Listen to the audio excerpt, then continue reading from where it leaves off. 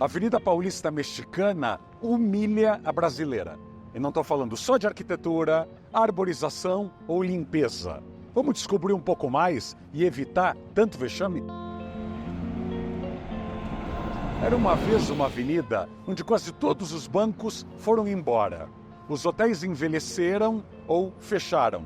E os prédios de escritórios, meio antiguinhos, já não atraíam as grandes empresas do mundo. E protestos a toda hora criavam aí um inferno para quem queria chegar ou sair dela. Eu não estou falando da Avenida Paulista de São Paulo. Estou falando da sua prima, bem mais antiga e maior, que é o Paseo de la Reforma, aqui na capital mexicana. Uma avenida de 12 quilômetros de extensão e que tem mais de 160 anos. Era o lugar criado pelo imperador Maximiliano para, do seu castelo de Chapultepec, poder olhar o Palácio Nacional, onde ele governava. E ao longo das décadas, ela foi se inspirando no Champs-Élysées. Grande boulevard, canteiros, árvores e bancos, muitos bancos. Sim, porque as pessoas, os pedestres, têm o direito a se sentar de vez em quando, com sombra e tudo mais. Mas em 2006, depois de uma longa decadência, teve um impacto político nessa cidade, em todo o mercado imobiliário daqui. Ela ficou fechada por quase 6 meses por protestos políticos do então candidato derrotado, Andrés Manuel López Obrador, que concorria à presidência. E nesses 6 meses, a avenida chegou aí ao chão. E a Prefeitura da Cidade do México começou a transformar e a mudar as leis para ressuscitar o Paseo de la Reforma. E que ressurreição! No episódio de hoje, você vai ver a renascença da Paulista do México.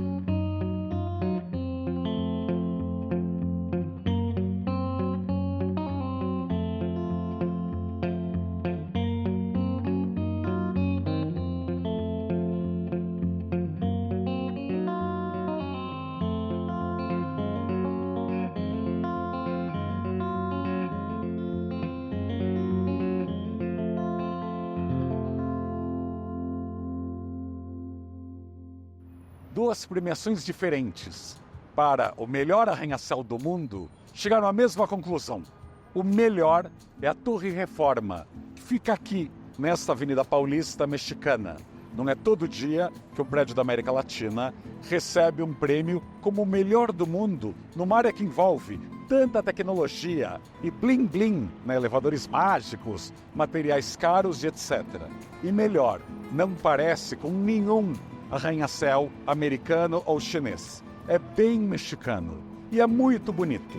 E ele é fruto de uma das políticas mais audaciosas da prefeitura de esquerda da Cidade do México para ressuscitar esta avenida em crise por tantas décadas. Enquanto reprimia a construção e os alvarás e permissões para se construir na Faria Lima, na Berrini daqui, chamada Santa Fé, aqui houve um liberou geral. Sim, a prefeitura disse que na reforma arranha-céus seriam permitidos. Claro, o projeto tinha que ser bom, havia uma limitação para a quantidade de vagas de garagem, afinal uma avenida bem servida por metrô, por corredor de ônibus e pelo BRT daqui, chamado Metrobus, mas a ideia era atrair prédios muito novos para cá. Havia também uma decisão estratégica em se ressuscitar a reforma. A avenida começa no centro histórico. E a prefeitura sabia que quanto mais longe os empresários e os bancos fossem do centro, eles nunca pisariam lá. Como muito Faria Lima, o centro de São Paulo. Muita empresa grande tem que se instalar em prédio moderno. Até por imposição das seguradoras dessas empresas. O elevador tem que ser bom, o sistema anti-incêndio, a hidráulica e a tecnologia. E muitos prédios da Paulista e desta antiga reforma estavam completamente defasados. Então esse investimento empurrado pela Prefeitura da Cidade do México funcionou. Vamos trazer prédios muito bons. E aí eles não lembram em nada os da Faria Lima. Primeiro, o empresariado mexicano contratou alguns dos maiores arquitetos do mundo para projetar aqui. A sede do Banco Espanhol, BBVA, foi projetada pelo Richard Rogers, o arquiteto inglês que projetou o aeroporto de Madrid, Barajas, um dos coautores do Pompidou, de Paris e de grandes prédios no mundo inteiro. E fez uma torre aqui com seu amigo e colega Ricardo Legorreta, do México. É um prédio incrível, com terraços no meio do prédio. E aquelas cores tão características da arquitetura mexicana. Então não é só o Reforma que foi muito bem feito. Quase todos eles têm uma relação amigável e aberta para a rua, o que ajuda demais nesta avenida. E trouxe mais e mais empresas para cá. Aliás, um dos hotéis mais luxuosos da cidade, o St. Regis, é novinho. Ele abrigou da Taylor Swift ao Paul McCartney recentemente em shows que passaram pelo Brasil e aqui pelo México. Então, aos poucos, de ser um metro quadrado desvalorizado, o Paseo de la Reforma conseguiu competir de igual para igual e hoje é mais valorizada que a Santa Fé, a Berrine mexicana. E tem um impacto muito grande, porque aqui é o ponto de encontro da cidade. É uma avenida que, ao contrário de Santa Fé, a Faria Lima deles, aqui de fato tem metrô e tem acesso ao transporte público. É muito mais central. Então até para o trabalhador, que não é rico, mas que vem trabalhar nesse monte de torres novas, é muito mais acessível. Elas têm algo parecido com a Paulista, mas em onde a Reforma foi pioneira. Desde 2007, ela é fechada todos os domingos para bicicletas, pedestres, corredores de ocasião, skatistas e patinetes variados. Melhor, de 2007 para cá, esse programa foi sendo ampliado. Bom frisar que em São Paulo, a Paulista começa a ser fechada para carros em 2015 e o programa não foi muito ampliado. Mas a prefeitura tem até uma má vontade, porque não foi ideia da atual gestão. Aqui na Reforma, de 2007 para cá, o programa foi atingindo diversas avenidas e ruas que são transversais à Reforma, para permitir que muita gente saia de casa de bicicleta e venha direto para cá. São centenas de quilômetros da Cidade do México, que são fechados todos os domingos para o pessoal bicicletar. A saudosa arquiteta Carol Bueno, uma das fundadoras do escritório Triptych, sempre dizia: a Avenida Paulista precisa voltar a ser arborizada. Era um sonho dela.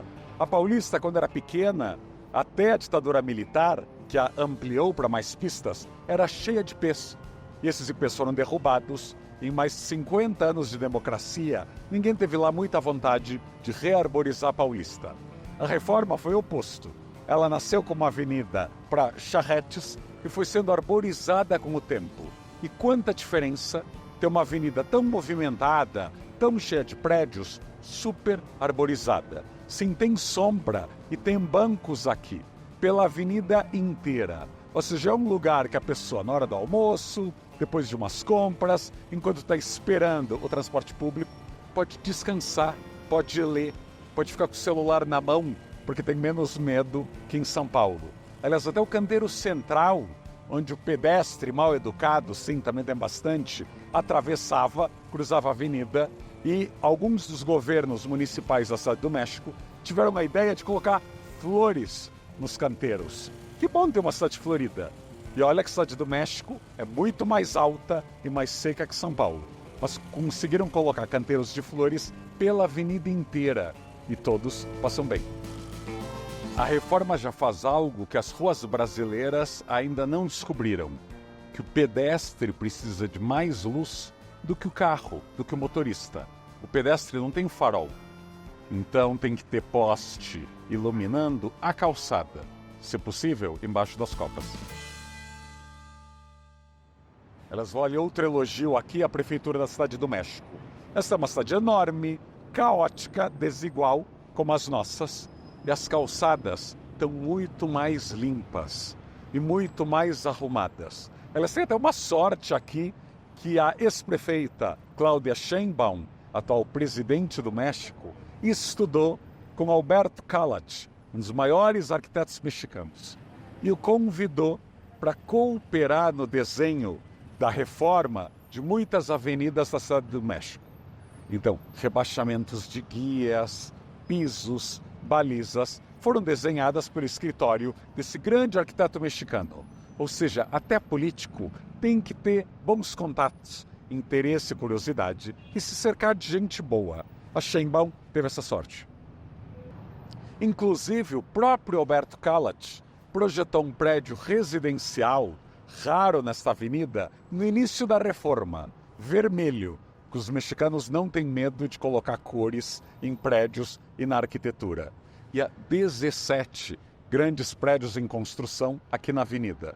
Depois da pandemia, muitos escritórios fecharam e a prefeita, de novo, deu uma canetada para reativar a economia do Passeio da Reforma. Sim, falta mais moradia e mais habitação. Aliás, é um problema de governos ditos progressistas aqui da Cidade do México que produzem menos habitação do que deveriam. Então, esta área é uma área cara para se morar. Quem sabe mais projetos habitacionais não seriam bem-vindos. Aliás, problema também na Avenida Paulista. Os últimos prédios residenciais da Avenida Paulista são do início dos anos 60. Há mais de 60 anos que não tem apartamentos na própria avenida. Como se as pessoas não quisessem morar com o metrô na porta. E você, depois dessa humilhação toda, quais são as suas ideias para fazer da Avenida Paulista uma avenida melhor? Ou a avenida principal da sua cidade? Tem muitas avenidas aí cheias de escritórios e que às 6 da tarde viram o túmulo da vida, da habitação, da animação. Aqui está vivo dia e noite. Pode comentar aqui e espalhar, porque tem muita gente que deveria cuidar mais da cidade, construir coisas mais belas, reativar a economia e que está devendo. E viajar é bom para a gente aprender e abrir muito mais os olhos. E até o próximo São Paulo nas Alturas especial, Cidade do México.